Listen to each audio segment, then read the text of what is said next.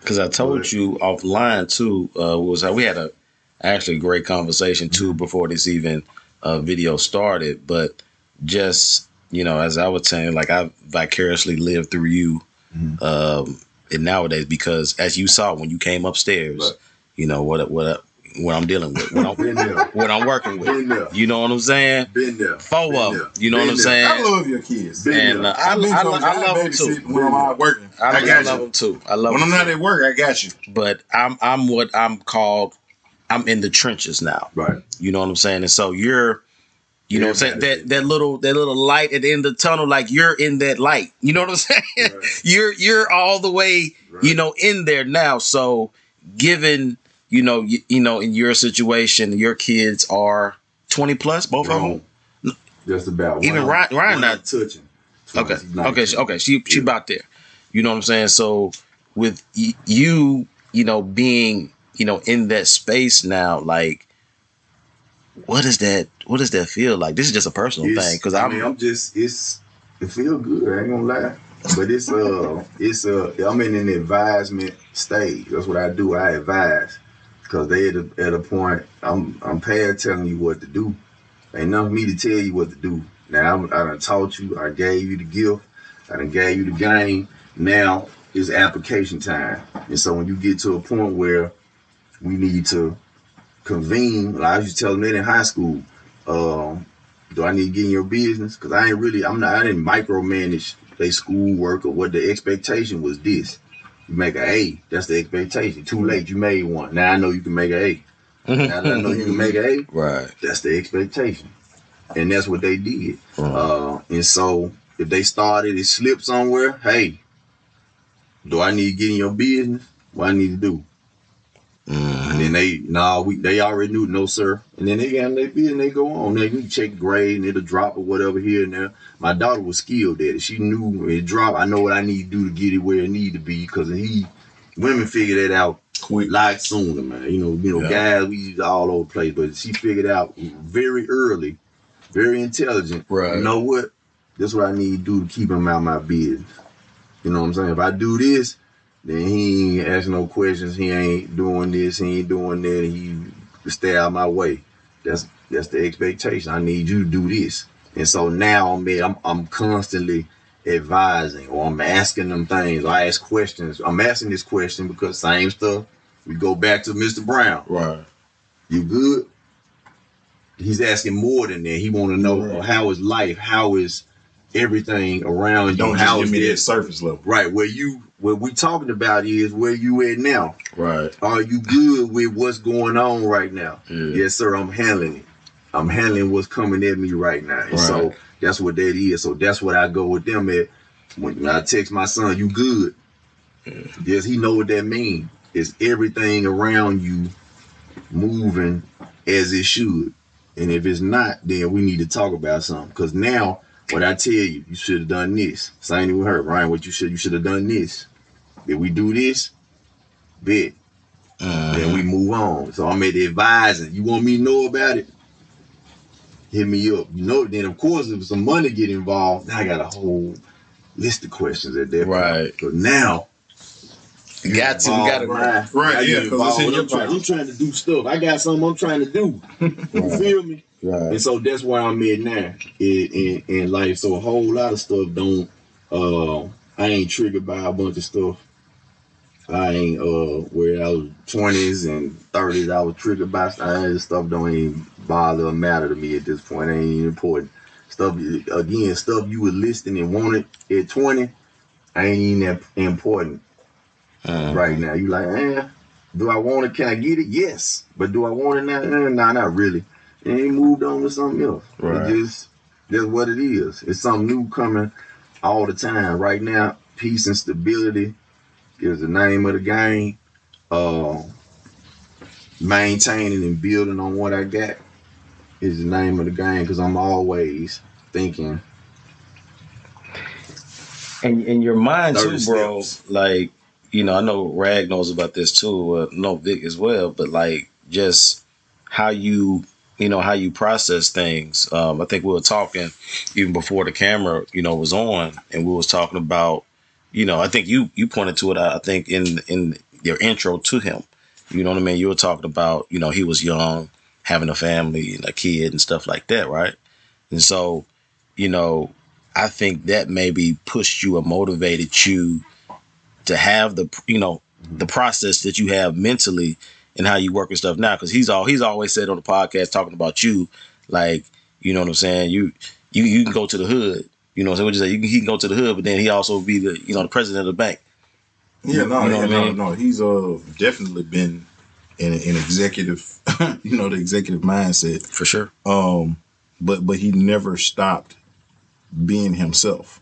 And so, like, you got somebody who's as comfortable, like I said at the beginning, Westwood's finest. You know what I'm saying? Like, he's comfortable around, like, the hood, and as we say, he's comfortable with the hood niggas, but he can be in the boardroom at the same time. So he can be down the street or Wall Street. He can be neighborhood or Hollywood. However you like it. You know what I'm saying? Like, he can give it to you. You know what I'm saying? And so that's one thing I've always admired about him. Whether it be on the natural, personal level or even on the spiritual. So you want to talk about your job and what you're going through at the house, he can go there.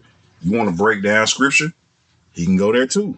You know what I'm saying? And so that was somebody who the practicality of being practical, like, how do I do it? I was able to see that.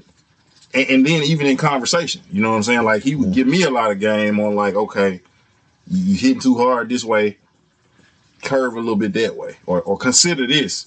It made me think, like, dang. And like how you said, like, man, it's levels to it.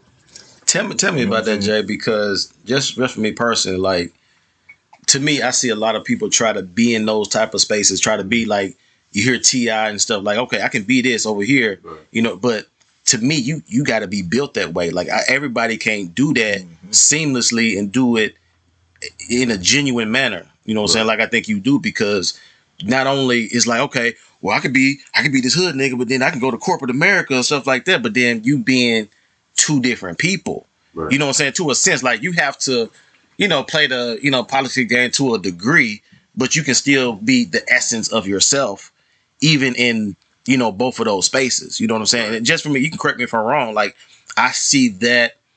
I've seen that in you, you know what I'm saying, over the years. Like, you're not trying to be anybody. You're not trying to be like, oh, okay, I got these tattoos, I'm tough. Like, I got these tattoos because I want some tattoos. You know what I'm saying? Like, I ain't tough at all. Right. So it's not. It ain't like, you trying to do something real tough. Yeah, he is though. He is though. Really tough, bro. So tell me, like, to me, because just for me, is not a, you can't try to be it. It's either you or it ain't. Yeah, you know what I'm saying? I was talking earlier, I said, man, I don't know how to be nobody else but me. Now, my family and my environment made the hood part. That's just what it was. That's a survival mechanism. But the rest of it was Teresa Ann Smith, like, hey, this what you got to do if you trying to, all these dreams and aspirations and stuff that you thinking about, that you trying to do in life, man, you gonna have to get education. I always loved school. I had no issues with school. It was everything around you when you going to school. And so what's everything around you? Everything around you is the environment that does not support you being a schoolboy. I'm a schoolboy. I went to school, man. That's what I did. You can ask anybody who went to school with me. Hey, man, dude do his work. Dude come in. Ask my teachers. They do that. But people, I've said it before, people were strategically placed in my life. I ain't who I am without them and what happened for me. So I had teachers that cared. Shout out to the teachers that cared. Westwood, that looked out for me. Teachers, coaches. Coaches pick me up for games and different stuff because your mama at work and doing this. And so even for school, you going to school and people want to cheat off your paper, or why you doing it? Why you won't cut with us? Or why you won't do this? I had somebody to answer to for that. You know what I'm saying? And two, I ain't want to be stupid. Right. I ain't want to be dumb. I was in class. I wanted to be I like the accolades that came with that. I like the attention that came with Sanders, you got the answer. I liked it. I did. And I fed off of that in school. Like, oh, I know it. Yeah, now I understand why people want to punch me in the face. You feel me? Because wait a minute, man, you getting the spotlight, you getting the shine for it wasn't to poop on nobody else or crap on nobody else or S on nobody else. You know what I'm saying? It wasn't about that. It was just me. I wanted to. Right. I know the answer. Right. So you didn't want to take shit on anybody else. Not at all. I wasn't trying to do that to nobody. That was but thinking back, you know, in life, I get it. You know what I'm saying? If everything else going wrong in your life, this was the one spot I could shine at school. You know what I'm saying? I'm in a single parent home. We ain't got no money. You know what I'm saying? Folk doing the best they can. You know, I ain't, you know, I'm cool. I enjoy my upbringing. But that was the one space I could go in and say, hey, I'm a star right here. If I ain't a star nowhere else. Because everybody around me getting dope money. They got the kicks. We started the whole. We can talk about sneakers. I can talk about sneakers all day. That's how I got. That's how I got the love for. I saw it. Yeah. Everybody got what I wanted. You know what I'm saying? Has it ever been a time where like you had to not be who you were? Like, hey, because I think JB can attest to this. Maybe Crown, because like we all know you on different levels, and it's. I think me and JB are around the same age, and Crown is some years younger than us, but from observation. You know what I'm saying? Like, and we know your brothers. Right. You know what I'm saying? We know your mom. We know your stepdad. Like we're invested into them. You know what I'm saying? Like we know them. But just from an observation standpoint, you've always been who you are. Right. And like that's one thing. Like where I'm at, we talked about this earlier. Like being a grown man is being comfortable in being who you are. But have you had a now you're in corporate America, and you've been in corporate America for years. But has it ever been a time where you had to, you felt like you wasn't being you? Nope, not a time. Because I was. I mean, corporate. I'm at work. I'm corporate, Jeremy. I'm outside. I'm in the street. I'm neighborhood or street. Jeremy, whatever you want to call it. Right. That's, you know what I'm saying? And that's what I did. That's what I do. You know what I'm saying? The two sometimes cross over and meet. But I try to, and then I'm family Jeremy. When I'm family Jeremy, I'm family Jeremy. That's it. I ain't street Jeremy. I ain't corporate Jeremy. I ain't none of that. My kids need something. I'm here. I'm dad now. So now I'm dad Jeremy because I need to give them dad right now. I can't be corporate. I can't give them corporate Jeremy right now because they like, well, I can't deal with that. I can't take that right now. I can't take street Jeremy either. Sometimes street Jeremy and dad Jeremy cross a little bit because how I grew up. I gotta give you some of that. See, and that's the friction, even just for me personally. Give you some of that. that's the friction for me, just as, you know, we all growing as men, period. But just me, you know, within relationships and marriage and stuff like that. Because, you know, you go through stuff, be like, you know, be your husband. You can't be your wife's minister. You ain't no, you know, pastor. You can't pastor. You're not meant to pastor your wife. You know what I'm saying? You have to be the husband in that husband role, even though you may have the answer or whatever. You know what I'm saying? You don't want to hear that from you. So I think that's where the friction becomes at, you know, and obviously I'm just saying off of what I see personally from you, but, you know, obviously behind the scenes stuff, you know, stuff happens, whatever within that, but just the effort into putting into like, you know, navigating, you know, those different spaces, because just like you, I've been corporate America for almost about 15 years. You know what I'm saying? And so it's different. Like people, some of my coworkers be watching the podcast and they, you know, they haven't heard me talk like that. Right. So they, you know what I'm saying? Because you know what I mean? So it's they be like, yo, JB can talk. Like, yeah, I can definitely talk. So I was gonna ask you, have you ever had to do that? What's that? Have you ever felt like you wasn't being you? No, because if I wouldn't be, I was just quiet. You know what I'm saying? So if you think I'm quiet, I guess that could be a different argument. But like my first 5 or 6 years on the job, I was observant. I laid low for the most part. I was, peeping the scene, peeping things out. You know what I'm saying? But as I saw people's agenda, you know what I'm saying? Okay, this person, I told you the lady tried to get me fired my first month on the job because I was young. You know sleeping what I'm saying? in the meeting. Right. She think I'm sleeping in the meeting. He's on the internet. I ain't sleeping. I ain't sleeping in the meeting. So, you know what I'm saying? So I had those issues coming up, but then as you peep the game, as you kind of see what's going on, as you get used to your environment, and then now you've deserved the right to see more pieces of me. You know what I'm saying? To see, okay, well, JB ain't going. That's the thing. I'm at work. They get to see work. They don't get to see the other stuff. I ain't real sharing right at work about outside, because I've been, and this is a true story, I've been at work and then people see me in the street, don't even know who I am.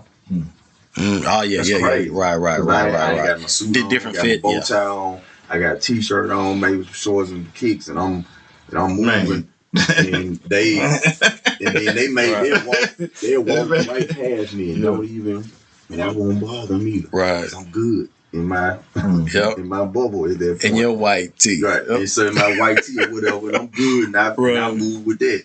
But again, not to, I hadn't experienced a moment where I couldn't be me.